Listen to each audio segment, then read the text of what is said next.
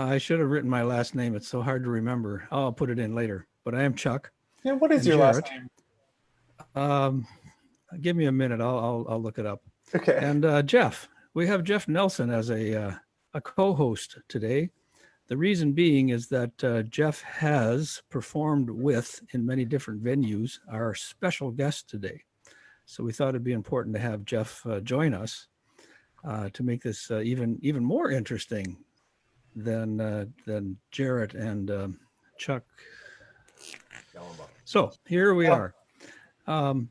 This is our regular Thursday Tuba Chats, and we've been very fortunate to have wonderful tuba players join us so far. Warren Deck and Carol Jansch, and last week we had Oystein all the way from Europe. That was a big travel day. And today, our special guest is the renowned tuba soloist, American tuba soloist, that's responsible for this Breathing Gym book. And I know that probably everybody watching is already familiar with this. And if not, Pat Sheridan, who will be joining us, will tell you how to get one of these. So let's, Jarrett, say good morning or afternoon. Good morning or afternoon. So Jarrett, what have you been up to? Oh, just playing some tuba and trying to get outside and all the things that people normally do during a pandemic, trying to stay healthy, of course. And you, Chuck, what have you been spending your time with?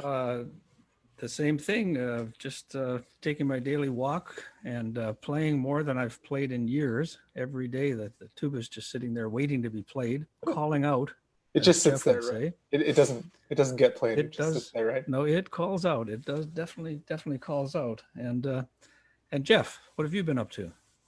Yeah, walking past the horn, a little too often, I think, but been getting back to it a lot.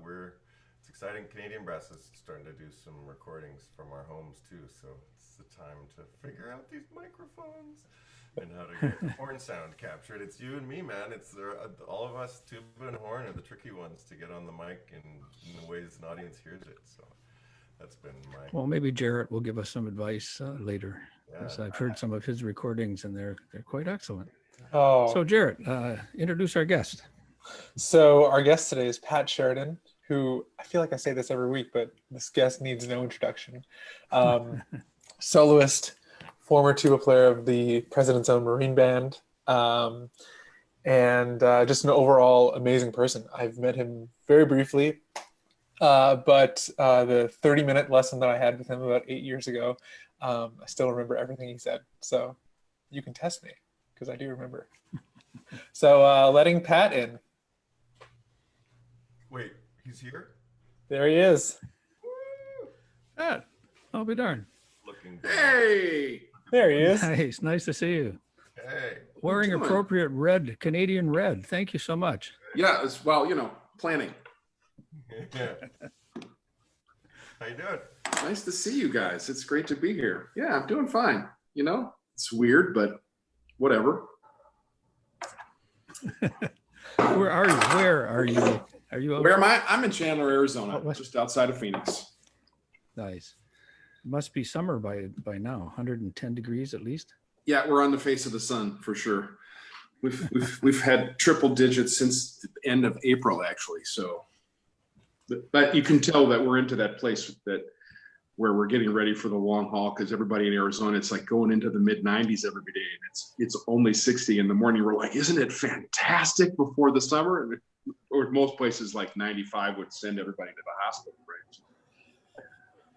The first time I think we ever performed out in Phoenix, I think it was a trumpet convention of all things. The hotel had a pool up on the top floor, and you'd walk out in bare feet. Couldn't do it. You had to run back in and find something to cover your feet. So we know what you're facing. It's coming. It's coming. Yeah, it is. So Pat, we see you just about everywhere. I've seen you now at several different conventions. You're playing on stage. You're playing with other ensembles. You're playing out in the lobby to get people excited. You seem to be quite an adaptable personality as well as performer in these venues. So what is it that motivates you? What's the relationship you have with other musicians and audiences? That's a great question. Well, I mean, it's really a variety of things, and I found early on, this is year 27 of being a freelancer, that what I thought I wanted to do really right away, which I got to do pretty quickly, was just work with big groups, just play classical music as a soloist, and that was where my head was. I had listened to lots of Heifetz albums and was trying to really, honestly, Chuck, trying to combine the personality of you on stage on a microphone and Sam Pilafian on stage on a microphone with the repertoire of Jascha Heifetz, which fascinated me as a kid. So that's where I started my solo career. Was really, and those first two albums that I did, the stuff, most of the charts on those records are all Heifetz tunes that he played as encores or played as stable repertoire. And I got it right away. Like the first year I might have played 5 concerts, it was a big time soloist with 5 shows. And, but it went up to like 250. There was a couple of years I was going almost 300 days of the year. And then I found out when that arrived that was absolutely what I did not want, even though that's what I thought I wanted. You know what I mean? I think you do know what I mean. And yeah, so it was like, I had arrived at the mountaintop that I thought I wanted to go to, and I couldn't have been more displeased with the view and with what I was doing. I didn't like it at all, and so that was really the wake up call to like, well, it just was about letting folly in the door a little bit more, and understanding that, like in a jazz atmosphere, for example, where I was I'm still a rookie. That's where there was more job opportunity. That's where there was a chance to have a career that would sort of span styles or allow you to play in different types, go to New Orleans and sit in versus, do a pop show with an orchestra. Let's back up really a bit. Different. Sure.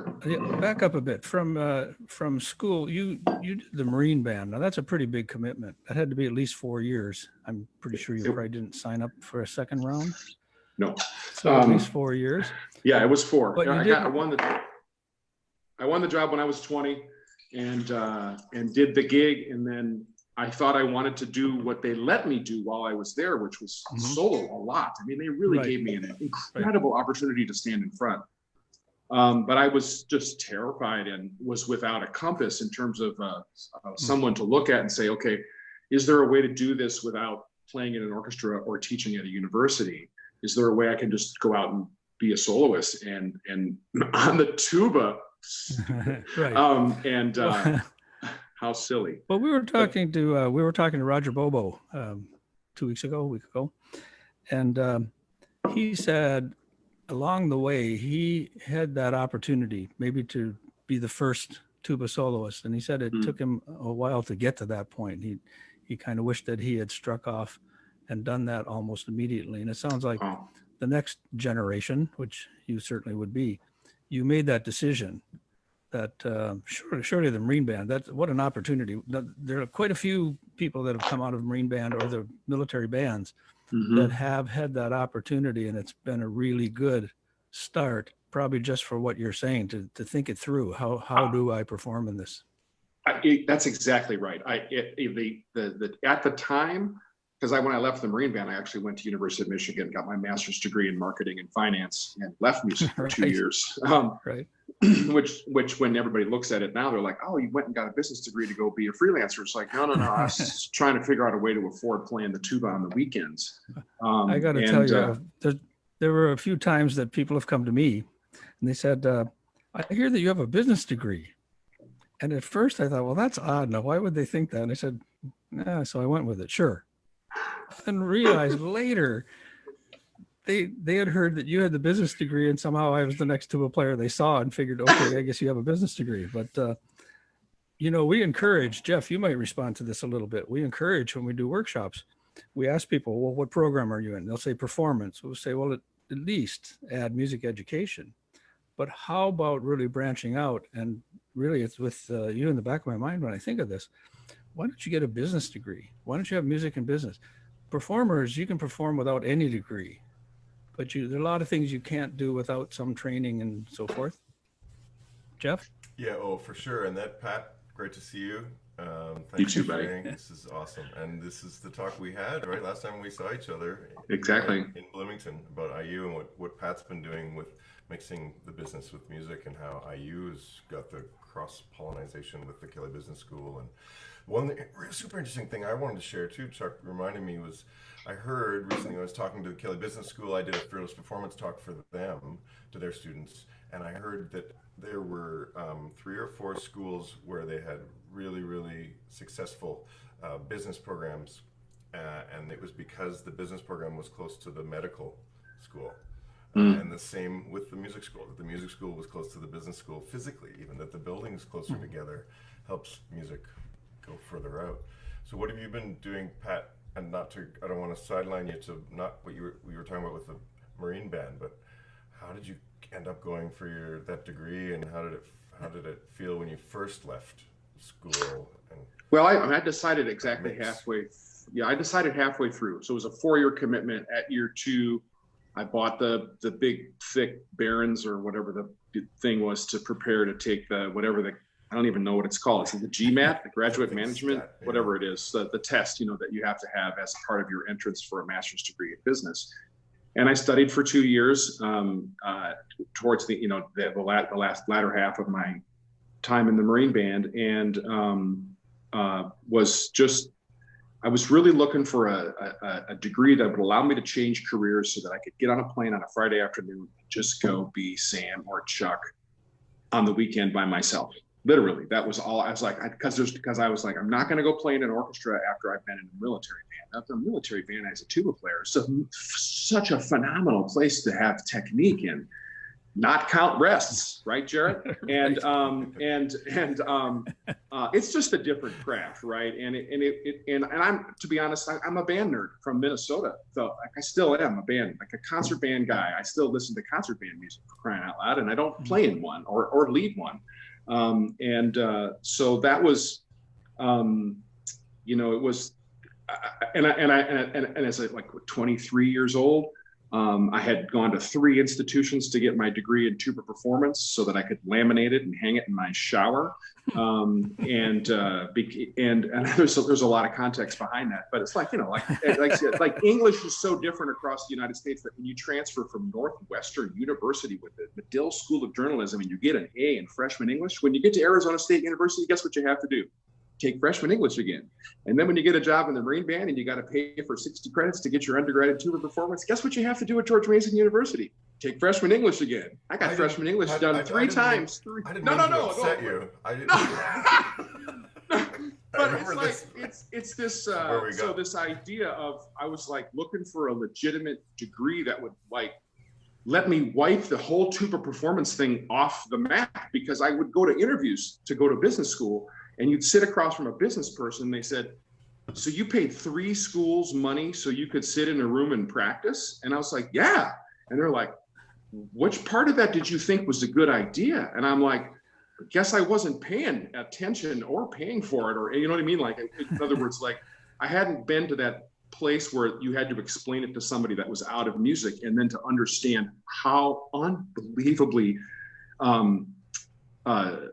almost idiotic, but like shallow or ill-prepared performance degree gives you to do anything other than push buttons and operate an instrument, which is a small part of a career in music. You might respond to this. Way back when our group was in Hamilton, a very successful, extremely successful businessman was a mentor for us. And he sat with us one day and he said, it was Larry Pakin. Probably you both know Larry Pakin. Pat, you probably don't yet, but you will. Larry sat across from us and he said, there's not a businessman in the world that wouldn't trade places with you guys. The idea that you're in front of audiences and performing music. And it was really interesting. And we thought about that a lot. I'm sure there are some businessmen that probably wouldn't really want to fearlessly get on stage or whatever, but there is a draw. The idea that you can actually stand in front of an audience and tell them a story, sing them a song, surely that's what drives you. And it'd be interesting from your viewpoint, what you said, Jeff. How does the business relate to the music? How does it relate now to you, Pat? It gives me the ability to assess the situation from something other than I would like to play this concerto. You know what I mean?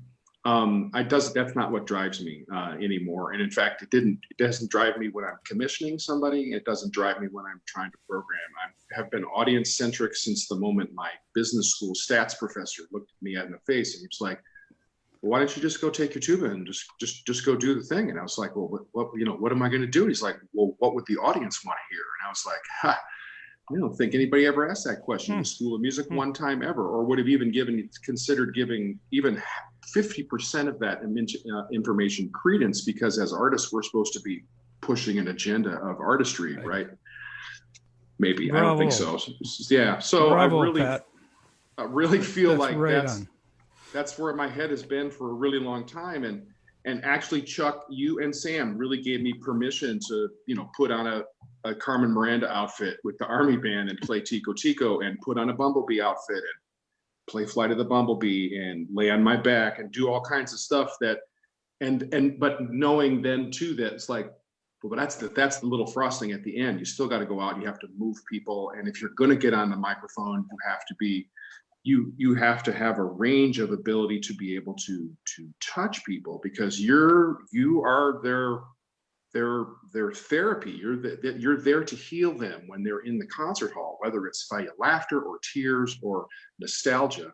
And that's a huge responsibility. And anybody that's like trying to drive towards some sort of repertoire agenda simply has the luxury of being able to operate from that standpoint, which means they got donors behind them saying, go ahead, go play whatever you want. You can open with Beethoven 9 or Carmine Burana or Beethoven 5 every year after year after year, because we got people with a check that'll write that. And I don't have that luxury. You know what I mean? So I think you really represent that new thinking that musicians did not have in the 50s. We inherited a recital tradition where the artist came out, played great, right, and then said, well, the audience didn't respond, so the audience must not, they don't know anything about them, they're stupid. Right. And I know from our point of view, and that might be what we share most directly, is you're responsible. You as the performer are responsible for that audience. And by the way, I don't think I really said that you could wear Carmen Miranda. Thank you for giving me, I would have, but you didn't ask me. Well, it was seeing it, I mean, like I grew, you guys were starting to hang in Minnesota on regular tours by the end of the 70s, and Empire was coming in a little bit as well. And usually every other year would sort of happen, and you'd come play with the Minnesota Orchestra, and then you'd come the next year to Orchestra Hall and play by yourselves without the orchestra. And there was this trade thing that was going on through the late 70s into the early 80s. So I got to see you guys all the time, and would come to everything. And the parts that I would take to band camp in the summer for like the International Music Camp and Interlochen, it was always this combo, because my dad had all these Smothers Brothers records and I memorized all of them. And so I would go do Smothers Brothers routines and then play a tuba solo. And it was like, that was the beginning of like little Chucky Dallenbach Jr. trying to like figure my way, like, how do you operate the microphone? How do you work an audience? How do you read an audience? And then how do you deliver on a level of musicality that actually they kind of expect, because you've been hired to be a musician, right? And that the other part is the other tool that if you decide to use it, you better be just as virtuoso if you're going to talk as you are when you play. That's something really important that I found in your performance. And I remember fondly of you come up here in Toronto and you played with the Salvation Army Band, a really fine band. Yeah, and your performance was exquisite. You played, you brought real repertoire to that. I mean, major stuff. And then you had some fun with the band, and then you actually conducted the band. You went through a lot, but basically you left that audience with the impression that the tuba was a viable instrument, solo instrument, and that you were a fine artist yourself, but that you were willing to work with the band directly and bring up that message. And Salvation Army was all about message, that you really left that audience with that very strong message. Well, I think that's what made it electric for me as wanting to be a performer, which was to have so many great opportunities to sit in an audience. The other thing about Minneapolis and growing up in the 70s and the early 80s was that it was a center for stand-up comedy. And there were lots of little clubs all over the place that would in 1984, I think, is when they changed the law from drinking age of 18 to 21. And I was 17 or 16 in that year. And so the 18-year-olds, I was in school with them, and they were grandfathered in. So they could still sort of work in a bar and so on and so forth, which meant that if they worked at the comedy club, they could let the 15 or 16-year-old in the back door. So there was this whole other part of that kind of idea of performing. Yeah, now you're talking to Jeff. Jeff was a bouncer. I mean, he couldn't get a business degree, so he became a bouncer. So is that how you, Jeff? How did you and Pat have a history together as performers? Talk about that a little bit. I don't know if I can. Pat, you want to jump into this?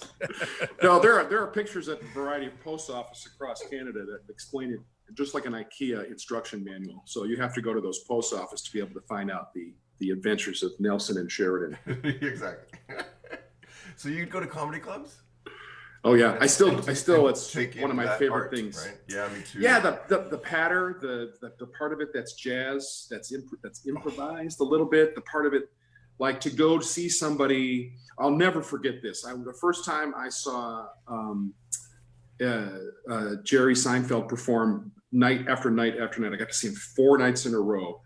And the first night I was like, man, that guy's got he got this moment where it's like, whoa. And it just came out of nowhere and it was completely extemporaneous. And then it happened the second night exactly the same way. And I was like, wait a minute, this is a set piece, right? And so let me flip over to the Chuck Dallenbach storytelling thing too. Same thing that I've seen. There's a width of Chuck's ability to respond to an audience, but if you get a chance to see him 2 or 3 nights in a row, there's a matter of, if you're a comedy person or somebody that appreciates literature, you immediately know that Chuck has spent, when he nails a joke, that he's spent a ridiculous amount of time thinking about it, writing it. I have to stop you there. Am I wrong? Everything is absolutely no. Everything is brand new. I've never say the same thing. You said that yesterday, Chuck. No, I think that's that was, in other words, that when it's the art of being extemporaneous when you're not is just the same as crawling inside of a piece of music, right? And being able to bring that performance to light. And I thought, well, that it's not disrespectful. It actually shows the ultimate care, that you care so much about that moment in the show where I'm going to make you laugh, Chuck that you've thought about it over and over, and you hone it. And then when you find out that comedians actually do that, and they're just throwing stuff at a wall and they're like, oh, that guy's just funny. And it's great that you're telling that. Chuck and I, a couple months ago on a tour, we were in the lobby and we were all going out for dinner. And then Chuck and I, have you seen Mike Birbiglia? Oh yeah. Thank God for jokes, and we thought, well, let's just throw it on and we'll watch a little bit of it in the lobby. And 2 hours later, we're sitting there laughing our heads off, watching it a second time. And all that. Well, we're talking about late people. Oh, welcome to the show. And and how that just, it's an art. And it's amazing to watch it and study it. Well, and then, it's, and then like masters at it. You guys are both beautiful at it. No, thanks. And I mean, that's like the same with the jazz player too, though. That was some of Pilafian's, and several other jazz guys, Harvey Phillips, Rich Matteson, that were like, dude, you just don't, it's not different every night. It's the same solo. It's maybe it's 3 notes or maybe it's a little bit different rhythm, but like, no, it's like improvisation is a highly ordered art where you use a set of rules and presence to create something in the moment. And that was also revelatory for me as well, thinking that one of the reasons once I sort of got a career going, that jazz sort of remained something that was fearful for me for quite a while, was that I thought, well, I'm not a composer on the fly like that. I can't do what Bill Watrous can do. And then some of my friends were like, dude, here's my solo from last Tuesday. Here's my solo from last night. Here's my solo from 6 years ago. What do you notice? And I was like, oh my gosh. And so there was just, I think it was part of the compartmentalization of I was so focused. I went to Northwestern and Mr. Jacobs, when I won't play tuba in an orchestra, sir, and And then Sam's like, dude, you got to be playing bass lines. And I was like, man, I gotta play the ride. I got fountains to do. I don't have time for C7, you know, and which was wrong. So the thing came later was like, wait a minute. I've said this on a couple of different things where I was going off about Bernstein one day, and Sam had lots of personal relationships with that guy and his family. And he went off. He was very angry with me. Like, dude, you need to stop deifying that guy. He was amazing, but he was simply complete. If you strive to be a whole musician, then you'll be good at teaching. You'll be good at talking. You'll be good at composing. You'll be good at arranging. You'll be good at all these programming. He's like, that should be the ideal, not something that's like some sort of a write-off of the freak show. He's like, he was just simply a complete musician. That was Sam's view of Maestro Bernstein, right? And so that's where the inspiration comes, coming back to really Chuck's first question, which is like the drive is to try to complete the puzzle and to hone the parts that you've been given some credence of as being, you know, you're an expert at, and then wade deeply into the places where opportunity awaits you and growth exists.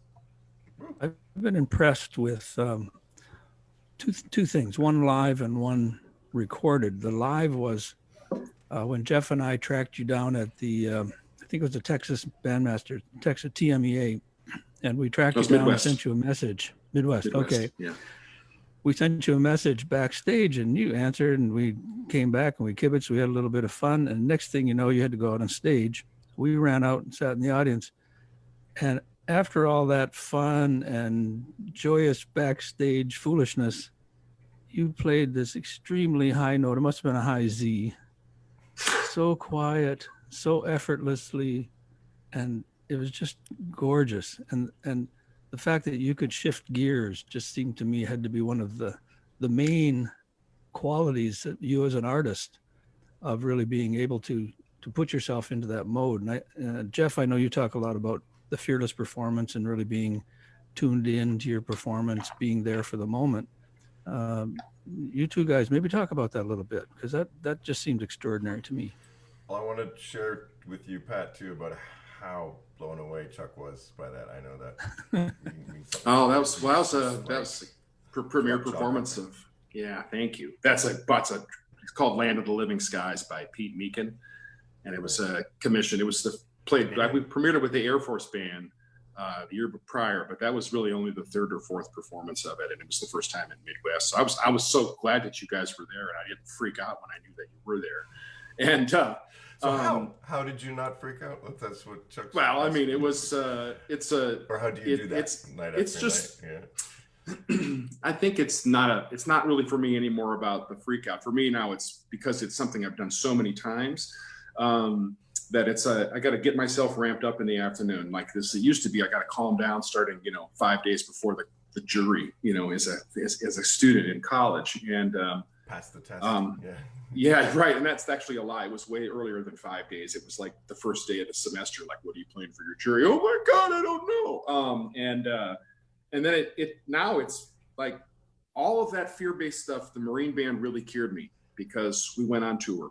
And we played every single night for a 2-month tour. We got 2 days off in 60 days. We played like 58 or 60, something like that kind of concerts. And so it was the night after night part was really helpful to sort of making things calm down and realizing like, wait a minute, we know how this goes. But what was kind of unveiling in that was this other part that it's hard. Everybody on this call understands it, and it's the hardest thing to try to explain to students without them feeling like it's an impossible thing to achieve. But when you go on a concert tour for 60 shows and you play the same show every single night, and you're 20 years old, you think for the 2 weeks of rehearsal, this is the most boring thing ever. You go out, play the first 10 shows, and you're like, oh my God, I can't believe I got to do this 50 more times. And then on night 20, you hear a concert so tight, so together, so effortless, so magical.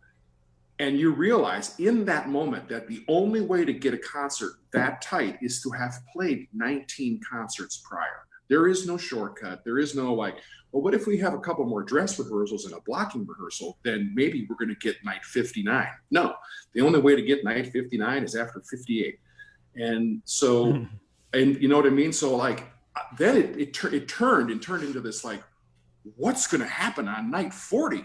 And then on the 59th night, which is like the second or third night from the end of the tour, nobody was looking at their music. Everybody was completely together. If somebody was 1 30-second note off for one moment in a fast piece, every eye in the band would go and dart over to the person who it was. And it was inaudible to anybody in the audience. It was only audible to the people that knew the music that well. I thought, well, this is awesome. And it's also like, it's a double-edged sword, because then it becomes the thing of like, okay, now I have a new ideal. Now I have a new level that I want to achieve.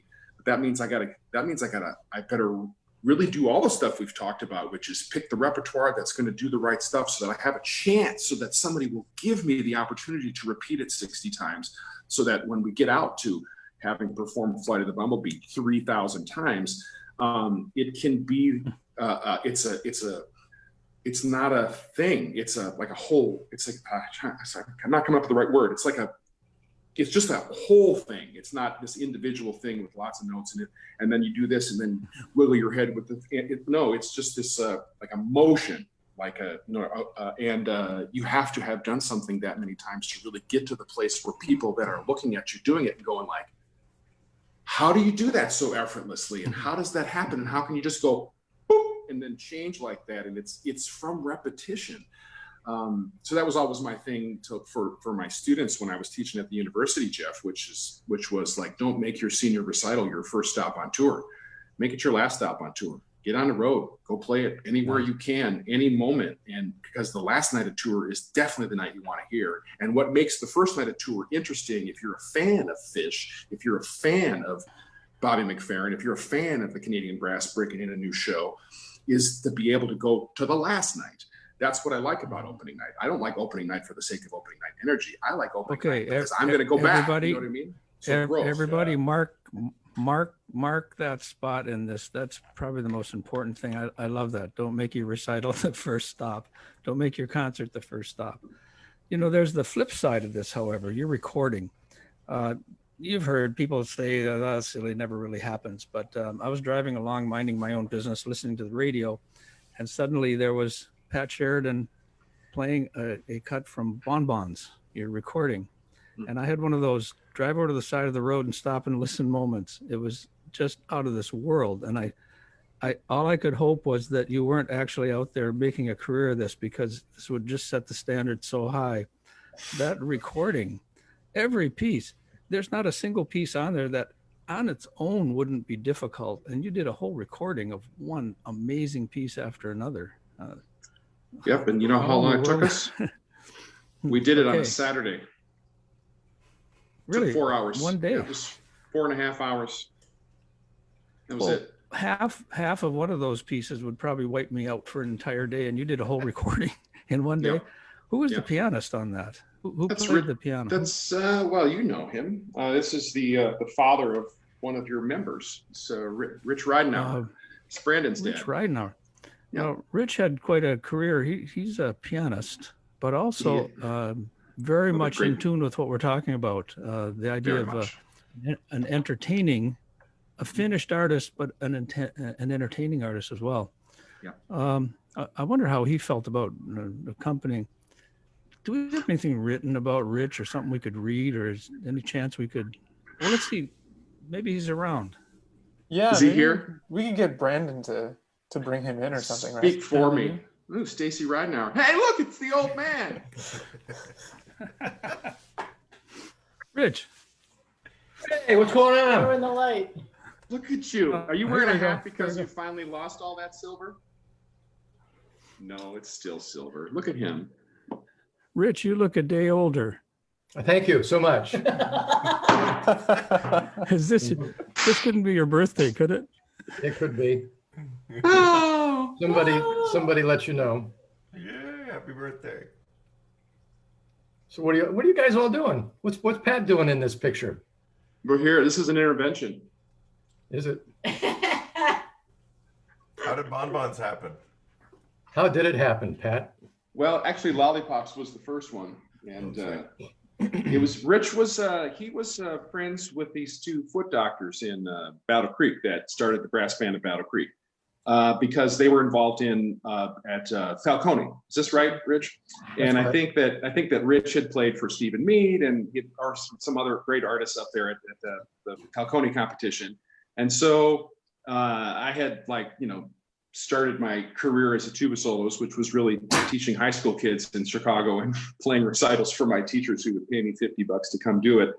And I was like, I got to have a record. It was still the era when having a piece of something to sell at a concert was a big deal. And so I was like, well, who am I going to get that's like going to play all this crazy repertoire that I want to do on this first record? And these two Gray brothers were like, you got to talk to Rich. We'll talk to Rich, and then you can talk to Rich. And so I think I called him on the phone, or we emailed or something. And Rich was like, well, why don't we just start with the rehearsal first and see how it goes? So it was it was super hands off because, it's like a lot of ta-ta-ta solos and Chartist and Flight of the Bumblebee. And then it was Danny Boy. And then it was, and then when we got to the recording session, when he finally's like, okay, this is going to be fun. He's the similar kind of personality. And I don't know, Brandon was like, how old was he? He must have been like 6 or 7 or 8, or he's played the trumpet maybe a little bit in it, but I don't think I met them at that first recording. Anyway, it was this, we had the same personalities in terms of the ideas of like joking around with an audience and you got to play fun repertoire. And it's, if you have an opportunity to play Scott Joplin, take advantage of it versus, play another something by Barrio in a library to nobody. So it was like the matching philosophies about programming made it really fun to play music together. And then he tolerated me enough to do 2 of those records. And the first one we did at the University of Michigan, and Fritz Kinzig set it up. And then it's come to find out he didn't set it up. In other words, like we got in there, we recorded half the record on Saturday. We got through most of it on Sunday. And then somebody came around. I don't know, who's teaching saxophone there? I don't remember, but somebody came around and was like, hey, Donald Cinta. Yeah, somebody came around and they were like, hey, what are you guys doing here? And we're like, well, we're doing this thing. Fritz signed a hall. I was like, I don't see anything about you guys having a hall. So Sam's like, okay, last piece, 2 takes, here we go. We got to get the hell out of here. And so it was, and then we were done. So then we ran out of there. And then when we did it at Arizona State, the bonbons thing, Sam had penciled it in, but he's like, it was for an outside event. So he penciled it in and then he went back in on Sunday afternoon when we were done and he erased it. We were never there. So if you look at the record for bonbons, it says that it was recorded in Tempest Studio A or D or something like that. But I mean, it was at ASU, it was silly, like running in and out and doing like these overnight recording sessions and then running out of the facility because it's a tuba record. Why would you let anybody do that and not sign a liability release? My memory is playing Tiger Rag and Sam Pilafian saying, okay, it sounds great. Let's do it a little faster now. But my favorite Rich thing, which is this, that people ask all the time, they're like, can I get that Old Man River piano part? And so Sam's like, oh, we got to do, so day one, Sam's like, maybe we should do Old Man River tomorrow. And then Rich is like, well, give me a key, I'll come up with something. And then the next day, Sam comes in with an arrangement, which was just words on a page. And it started with, old man's little stream. Trickle turns into Liszt's, raging river. And so, and what you can hear in Rich's tutti section in the middle of that arrangement, he goes completely, romantic chromaticism. It sounds like Franz Liszt playing Old Man River. And then at the end, it's like, turn it back into a little stream. And then Sam got like pretty cross with me. He's like, what do you mean you're not going to put my name on as the arranger? And I'm like, you wrote a storyline down. That is not the arranger. Rich arranged that. So that's like some of that happened on the day of, like, you should play like Liszt River. And then Rich was like, well, okay. And it went like seriously, everybody out there in piano land, you met somebody where somebody could go, hey, turn a stream into a big river and turn it back into a stream in the key of A flat, go. You would play music with that piano player for the rest of, for like ever, because they can do stuff like that. And not many piano players I know can do stuff like that. Now, Pat, a memory just crossed my mind when you mentioned Brandon and first meeting him. You came to Kalamazoo College and played a concert. And I talked Brandon into playing with you. Do you remember what piece it was? Goedicke Concert Etude. Oh, yeah. Yes. And Brandon was, I don't know, Stacy can probably help. I think he was 12 or 13. maybe 12 or 13, so he could barely get through it. But you would play, you guys were trading choruses on it, and it was hilarious. I've got a video of it someplace, but it was a real growing experience for him. When he Wow, was that's- in middle school and trumpet, he would imitate Pat Sheridan sounds on the trumpet, like as a middle schooler. Woo, woo. That's how we learned to do all kinds of crazy stuff on the trumpet, was from Pat, listening to Rich and Pat rehearse in our basement. Yeah, Always. he learned how to fart well too from Pat. Yeah. Good. It's a good skill. Never Joyce does it. But that was a real growing experience for him to be outrun by a tuba player on that piece. Yeah. And he'll never let me forget this. I have to hear about how extraordinary it was that Pat could play all these things and do it in one run and never got tired and played higher than. Yeah, thanks a lot, Pat. Thanks a lot, Rich. Well, Pat, you told everybody, I hope you've shared everybody that's your mom's fault, right? We haven't gotten to the Haven't got to Genesis that? story Because your yet. mom- The Genesis story. I mean, I don't know if it's true. It is. Yeah, it's true. So I started. I didn't want to play the tuba. They bring everybody down at Crestview Elementary School in alphabetical order to ask what instrument you wanted to play. And since kindergarten, this was at the end of third grade. So since kindergarten, I wanted to be a drummer. And so we finally got down there. The band director's like, "What do you want to play?" And I'm like, "I want to be a drummer." And he's like, "Well, you can't play the drums because we already have 11, because 12 is too many." Exactly right. So thank you, Rich. So I was like, so he's like, "No, you can't play it." So we went around every instrument, flute all the way down. We got to sousaphone, which was in that like the little green vinyl cover with the 3 prongs, and the sousaphone was there.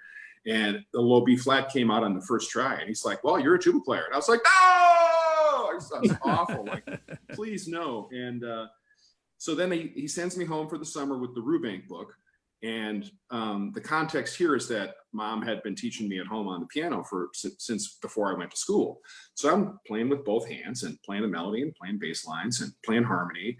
And so there I am with the Rubank book and my fingering chart playing whole notes. And I think she lasted maybe 3 or 4 weeks. She came around a corner from the kitchen where we were living in Cottage Grove, Minnesota at the time, and basically took the Rubank book and shredded it. She just ripped it to pieces and was like, "I don't want to hear this crap anymore." And she got in the car and split, went to Schmidt Music, huge music store in Minneapolis, went to the tuba drawer, which in 1976, the brand new piece of music in the tuba drawer was the Gregson Tuba Concerto, sitting right there. And she bought every solo in the tuba drawer that existed at Schmidt Music in 1976 and came home with a stack. So I played the tuba for 4 weeks, and I owned the Von Williams, the Hindemith, all this stuff. And then she sat down with me, and then she knew right away, it's like, "Okay, yeah, you don't really have 3.5 octave range yet." And I'm like, "Yeah, I'm sorry, Mom, it's only been a few weeks."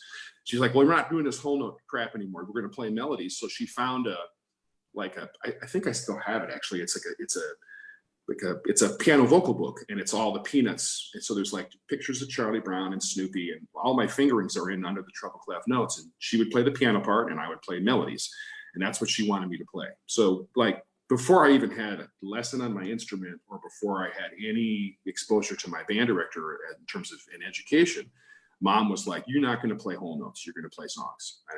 Otherwise, no. Otherwise, you're not playing the tuba." I don't think it really came out that way. It was just more of like, "Here's songs. Play some songs. Stop with that whole note stuff." And then as we would go, like I had a lesson, and then the teacher would say, "Well, do you own this solo?" And I was like, "Oh yeah, I have that." And I'm like, "Well, how do you have that already?" It's like, "Oh, Mom bought them all." "What do you mean bought them all?" "Mom bought every solo," which was possible in 1976, right? Like, it was like, there wasn't that much stuff. So maybe 60 or 70 solos and a couple of like those solo folio books where you had like 6 or 7 like easy solos. But they were all those things, right? Like, Well, Pat, like you're probably not stupendo, old. but- You're probably not old enough to have seen this, but the Schmidt Music Company used to have a reading session for band directors every summer, so that they could play through things and then buy their material for that coming fall. Sure. And one of the years that I was there, I think I was in junior high, Bill Bell was the featured soloist. Wow. And Bill Bell, most people probably would never have seen him or know that Bill Bell was a very large man. And he came out to applause, and he was wearing a sousaphone. Most people have a sousaphone on their shoulder. Bill Bell was so big that he wore the sousaphone. It actually, sits on your left shoulder, but it was actually right under his arm on the right because Wow. it wouldn't fall down. He was so large.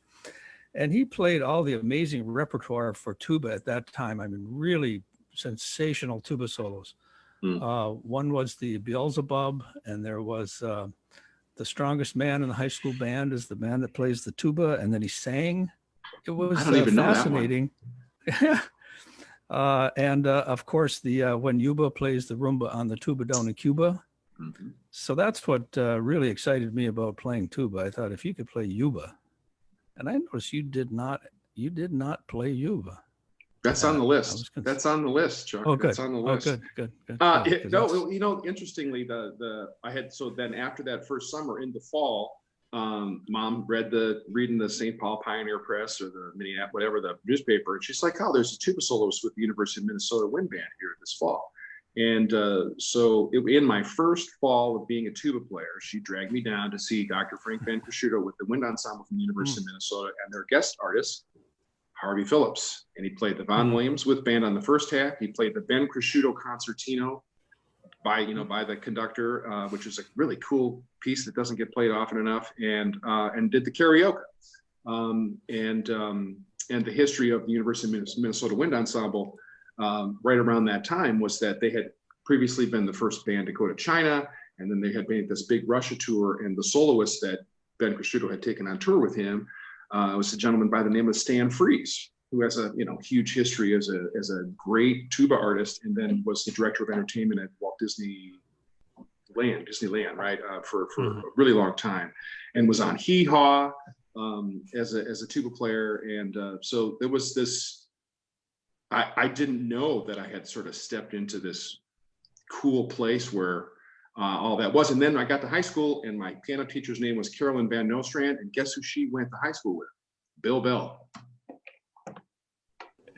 Amazing. Small world. Yes, indeed.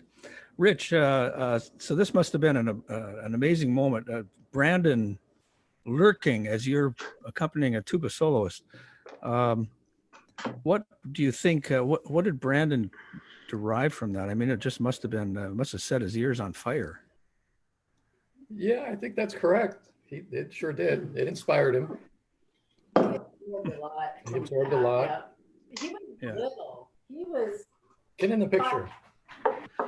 Yeah, ladies and gentlemen watching this, you should know that Stacy Ridenour. First of all, Rich and Stacy are both pianists. And Stacy actually branched. We were talking about business of music earlier. Stacy, you branched off into actually orchestra management up in. I think that's what took you to Kalamazoo, if I remember the story correctly, and then down to Florida. But so Brandon was, I guess, surrounded by music and is music a business? I'm not sure. Orchestra is not exactly a business, but I guess it is. It is. It's all the same principles of regular business. And I happen to know Pat has an MBA. Yeah, we were talking about that. So does Stacy. At University of Michigan. So it really is a business. It's all about, it's the same moves management for your whether they're business customers or patrons or donors, and Did any of that flow down to Brandon? Did he pick up any? We should ask Brandon. Is Brandon down there with you, or is he is not quarantined someplace? I wonder where he is. He's in New York. Oh, we should. Hey, there he is. You'd recognize him anywhere. Oh. But music, Brandon. he did pick up a lot. I mean, he also picked up. Rich played. Where am I? Rich played the Four Temperaments by Hindemith when Brandon was maybe 3 or 4, and he would go around the house singing the melody from Hindemith's Four Temperaments. And who doesn't? Temperamental, Pat Sheridan. Who doesn't go around the house singing Hindemith as a youngster? It's before. Yeah, look at Jeff. But it was before you even were old enough to. Those are some real humdingers.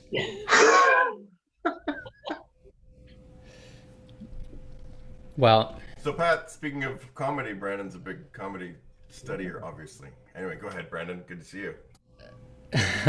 You too. How'd I end up here? I feel like I've been rebirthed into this tuba convention with my family. It's What's your dad's birthday too. Don't forget to. all right? Happy birthday, Dad, Thank you. and thank you, Mom, for arranging this surprise, which he had no idea about. No, he didn't. Yeah, we're all trying to figure out between me and Rich and Brandon, like which of the three of us is in trouble. That's the Hope you don't mind, Pat, us all barging in here, but no, this is fun.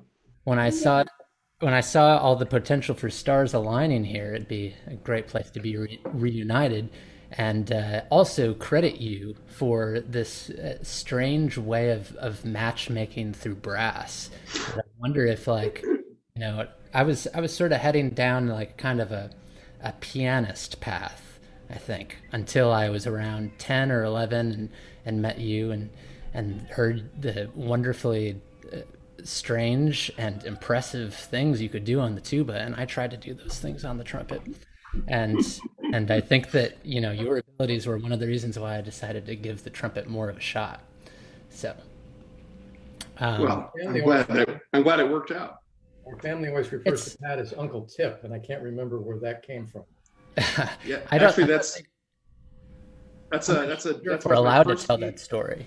Yeah, it sounds dirty, but it's not. That was my first email address, was uncletip@aol.com, and it came from Dave Zirkle, who was a tuba player in the Pershing Zone at the time, and their first son, Alex, was I don't know, two and a half or something, and we were I was at a concert for the Army band, and Dave had to go get out of his uniform before he was going to split, so he wanted young Alex to hang with me, and so he's like, "Hey, you're going to stay here with Uncle Pat," and he looked right up at me, and he's like, "Okay, Uncle Tip, take my hand," and that was it. And so I was Uncle Tip I'm still Uncle Tip in the Zirkle household for forever. That's the genesis of that. It was just a little kid who couldn't say Pat, and it stuck. And it was a good email until spam started to happen, and then you can imagine what kind of spam you get with Uncle Tip as your email.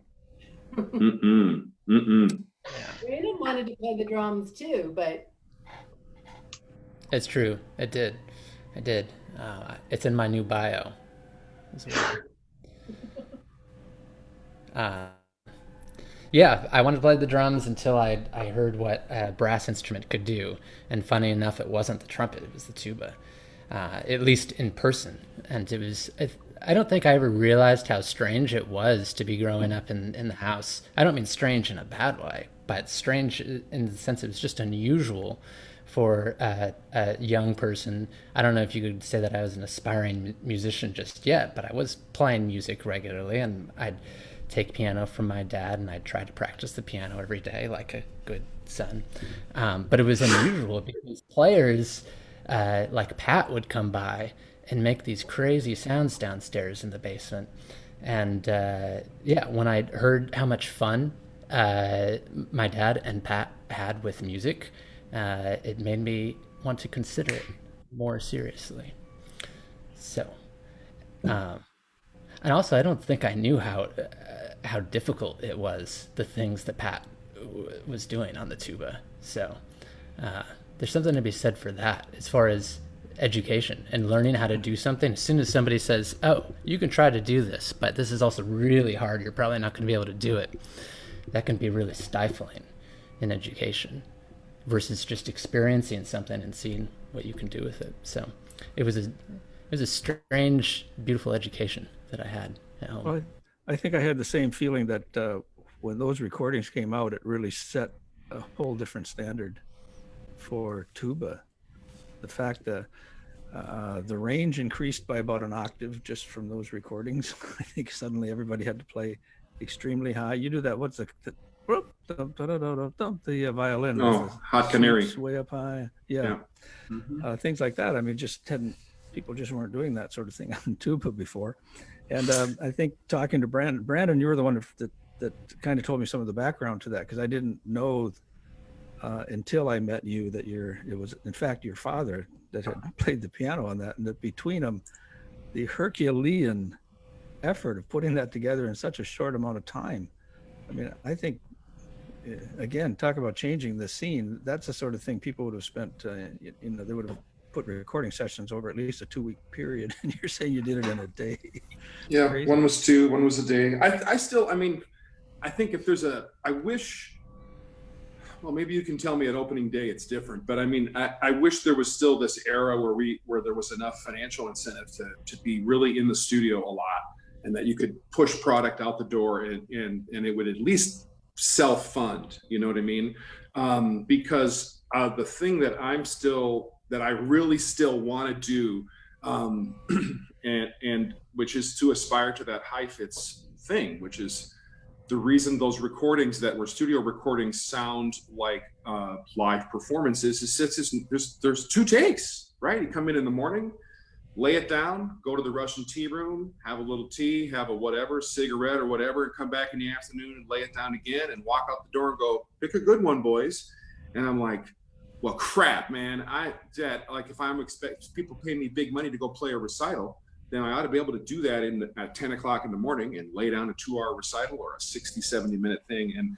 And so I'm still trying to go towards that ability to bring the fun of a rehearsal, the relaxed atmosphere of rehearsal, but with the intensity of a performance, and do it in the studio and be able to walk in and walk out. Because I'm still with Gene Pokorny on this sort of level of like, what should you go hear?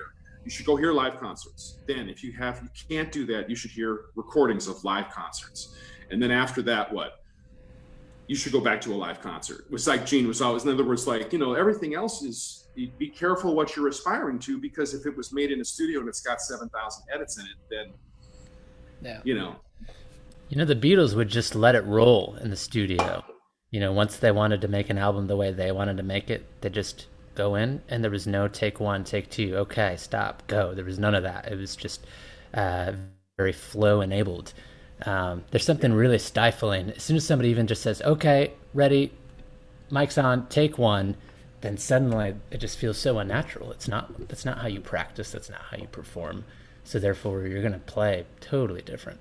So Pat, when we made the recordings, did the recordings come first and then concerts? Or, because I don't recall doing any concerts with you. It was the recordings first. So my memory is, we were just trying stuff out. We would play through things. Does this work? Now this doesn't work. So it ended up on the floor. It was a lot of off the cuff. Yeah. Yeah. I had a list of, I think there were, I don't know how many tunes are on those first 2 albums, maybe 10 or like 15 or 16 each or something like that, because the tunes aren't very long. And, but I think we would go into those rehearsal weeks with 20 songs or couple, something like that, and then stuff wouldn't make it, or like, this doesn't fit the rest of it. And then on the day of, there would be, really, it was like, okay, well, let's go. There wasn't the luxury of knowing that, we'll just come back in another weekend, because when we did it in Michigan, I was flying up to Michigan, and when we did Bonbons, Rich was coming down to Arizona. So, everything was locked into this thing. But Rich, I kind of feel the opposite about recording, which for me, it's like it can be, if you treat it this way, this phenomenal sandbox where you just get to go throw sand around and have a riot with your friends, because you can do it again, because there's zero reason not to just throw it out as hard as you can, because if it completely blows up, you just laugh and do it again. And versus this other thing of like, I hope I get this right. I mean, I know that I've flipped to those places. Like when we did a couple of those all-star brass recordings, we had that moment of me on the pedal E and Keith on the E, and we were doing it was the 35th anniversary. It was a really great Canadian brass tribute, actually. It was the 35th anniversary of Freddie's arrangement of Toccata and Fugue in D minor that summer that we played it in Banff, 2012, I think.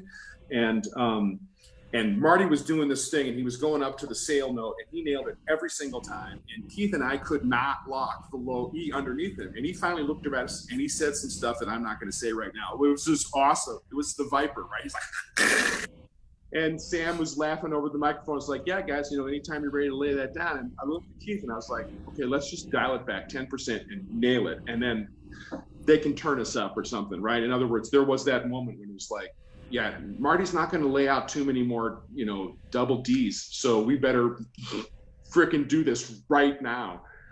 So there's those kind of unnatural moments. But I was never in that situation with Rich. We were always in this like, okay, we only have a little bit of time. And like, there were several edits where we were doing this because Rich is such a great composer and arranger that like take 1 and take 3 wouldn't match because he had decided to change the left hand. And so all of a sudden it's like, ooh, wow, pianos can't do that. We'd have like an edit and then go, well, we can't use that because there's like, if that sounds like he's got 7 hands. So we're gonna go back and do something else. And, but I think that created this atmosphere of like, it just was, I never really felt like in those solo situations because it was just more like a super fun playground. And you know what?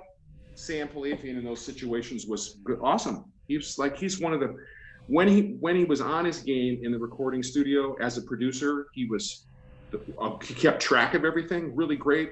He kept the atmosphere really awesome. And because he was a brass player, he knew exactly the moment to tell you, you should do this right now again, or to say, go to the bathroom, get a drink of water.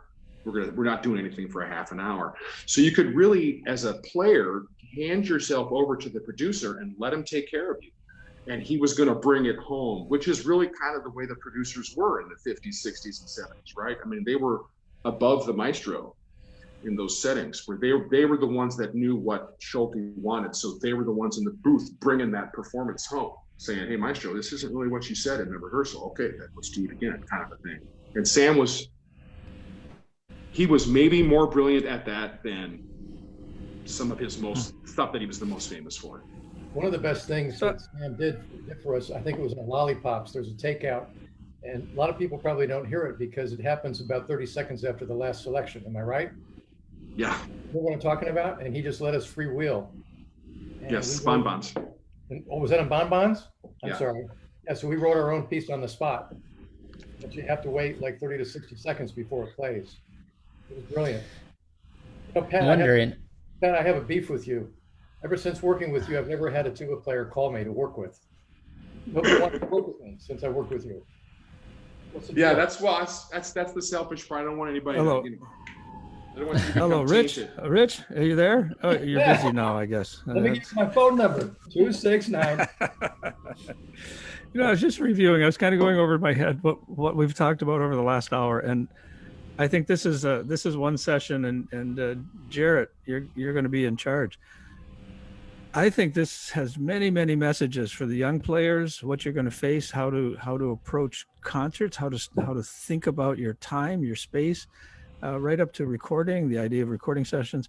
This one needs to be split up. I think a lot of different segments. Guys, this has been really great. Really great. I'm sorry it was so Super good fun. because maybe not having all tuba players is important. I don't know. Jared and I will have to talk about that. Yeah, that's this is really great. Pat, you're the best. This is really great. Thank you really for fun. having me. Rich, Brandon, thank you. This was fun. Thanks for all the compliments. I haven't had that many compliments in a long time, so I appreciate that. Sure. I'm still trying to get Concert Etude Goedicke up to tempo, up to tuba tempo, your tempo. So that's what the quarantine's for. I'll get it there by the end of this.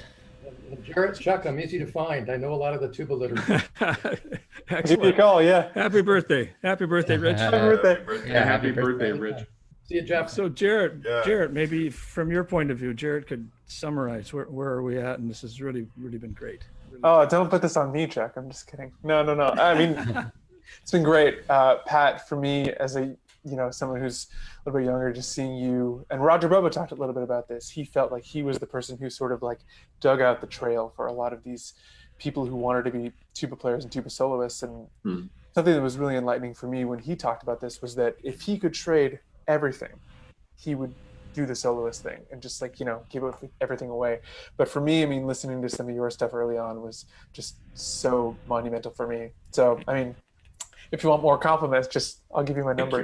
Oh, thank you. Guys, thanks everyone. Really been great. A pleasure. Thank you, guys. Great to see you. Take care, guys.